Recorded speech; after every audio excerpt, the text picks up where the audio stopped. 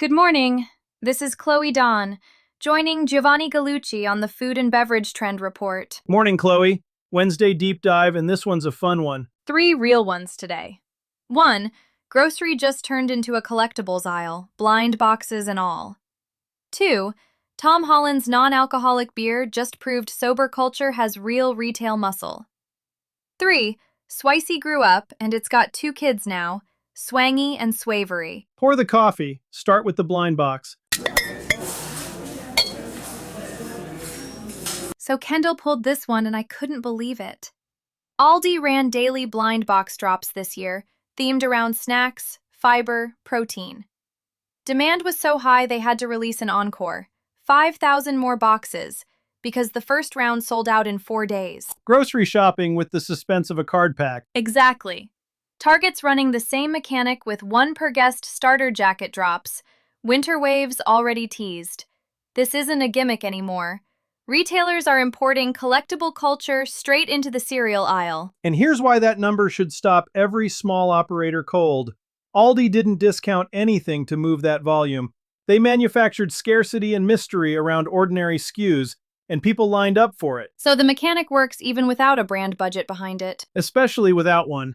A blind box isn't a supply chain problem, it's a psychology problem. And psychology is the one thing a 2-person operation can out-execute a national retailer on. You don't need Aldi's warehouse to make somebody wonder what's in the box. So what does the independent actually build with this? A countdown, a mystery, and a story that gets told after the fact. That's the whole formula. And notice neither retailer spent $1 explaining why the box mattered. They just refused to tell you what was in it. And the encore is the part that gets skipped when people retell this story. It's the most important part. 5,000 extra boxes means the first round wasn't a fluke, it was demand they underestimated. That's not luck. That's a mechanic working exactly the way scarcity is supposed to work. People didn't want the snacks, they wanted the not knowing. Which is the opposite of how most small brands market. Everybody's taught to over-explain the product. Right, and over-explaining kills the exact thing a blind drop sells. The second you list what's inside, you've turned a mystery into a menu. Menus don't sell out in 4 days. Mysteries do. 3 ways to run it this month. 1. Run your own blind drop with nothing but an email list. Bundle 3 products nobody's seen combined, don't reveal the contents, and let the unboxing become the content. The customer does your reach for you the second they open it on camera. 2. Build the countdown into a series. Post a daily teaser the week before the drop. Same time, same format, so people start checking your feed on purpose. That habit is worth more long-term than the drop itself. 3. The longer arc.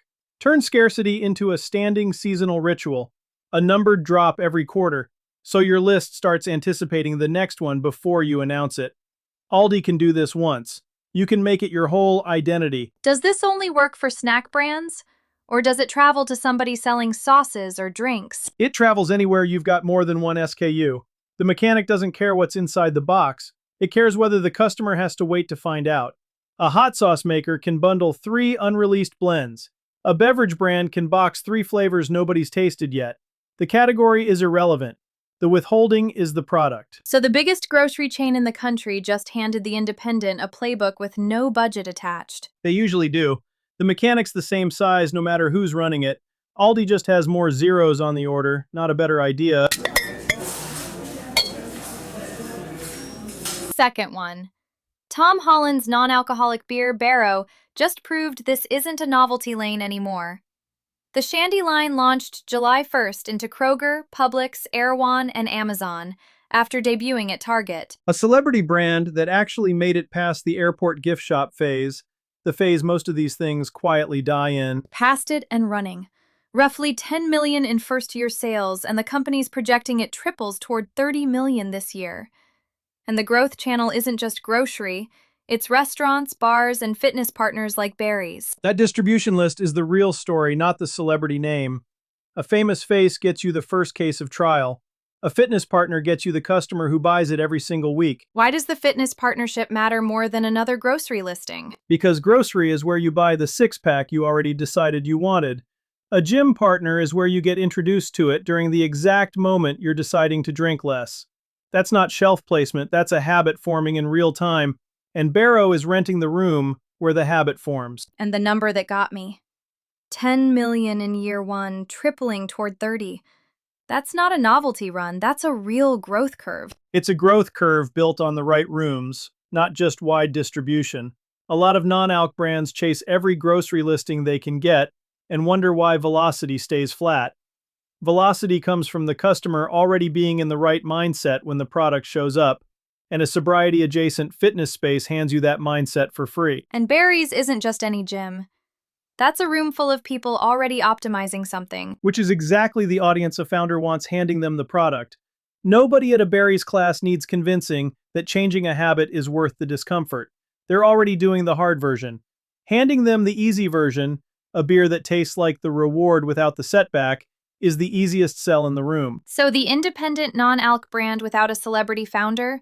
What do they take from this? They stop trying to out-celebrity a celebrity, and they copy the room instead. 3 moves. 1. Find the room where your customer is already deciding to change a habit, a gym, a run club, a sober meetup, and bring the product there before you bring it to a grocery buyer. The room does your targeting for free. 2. Build a standing partner series. Film the first pour at the partner location every time, same format, same caption structure, so the content becomes a recognizable weekly beat instead of one-off posts. 3. The longer arc. Co-host one live event a quarter with that gym or that run club, and let their community become your distribution list. Give them a reason to talk about you between visits, not just during them. So the celebrity got the door open. The partner list is what keeps people walking through it. Every time, the name gets the first can tried, the room gets it bought again, and the room doesn't need a famous face to work. It just needs to already be a place where somebody's rethinking a habit. Last one, and this is the flavor story I can't stop thinking about. Sweet heat isn't a blunt gimmick anymore. It's split into swangy, sweet, spicy, tangy, and swavery, sweet, spicy, savory. Mango habanero, guava jalapeno, that whole fruit-forward lane. So, Swicy had kids. It did, and the formula everyone's chasing right now is feels like a treat, works like a functional product.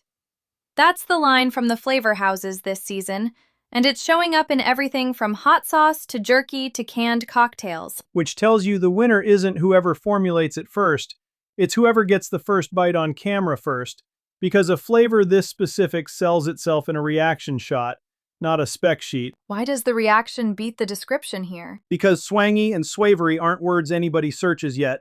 You can't sell an unfamiliar word with a caption. You sell it with a face doing something involuntary. The wince, the fan the mouth, the second bite anyway. That's the whole pitch in 2 seconds, and nobody had to explain a thing. And the line I keep coming back to. Feels like a treat, works like a functional product. That's 2 categories doing the work of one. Which is exactly why a small operator shouldn't pick one lane. Don't decide if you're the indulgent snack or the better-for-you snack. Sit in the overlap on purpose, because that's the only place the flavor houses say the growth is actually happening. So the small brand's advantage here's speed, not an R&D budget. Exactly, because the giants are still workshopping the name in committee. 3 moves for this week. 1. Film the first bite, not the product shot. Real person, first reaction, unscripted, posted the same day you finalize the flavor. The face sells the flavor faster than any ingredient call-out. 2. Name it plain enough to search, but let the fruit do the flexing.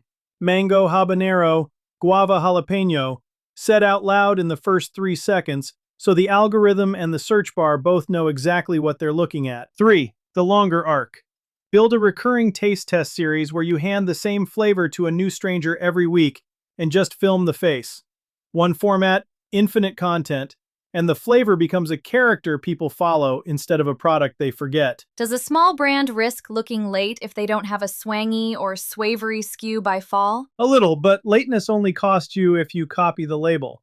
If you copy the mechanic instead, the reaction video, the plain name, the first bite on camera, you're never late. The flavor houses are naming this for the trade press. The shopper doesn't know the vocabulary yet, which means whoever explains it first in a video owns the education, not just the SKU. So Swicy didn't just grow up.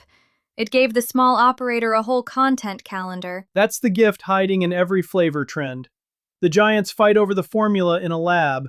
You get the whole reaction economy for free, on a phone, the same afternoon. That's the food and beverage trend report for this week. A blind box aisle, a sober beer with real distribution muscle, and swicy raising 2 kids. The through line, Geo? Same one every week. The Giants can copy a mechanic, rent a celebrity, or reformulate a flavor by Friday. They can't copy your list, your room, or your face on camera catching the reaction live. Those 3 things only exist because you built them one person at a time, and that's the part a budget can't shortcut. Spend your week building what they can't buy. I'm Chloe Dawn. And I'm Giovanni Gallucci. We help independent operators turn a trend into a feed. See you next Wednesday.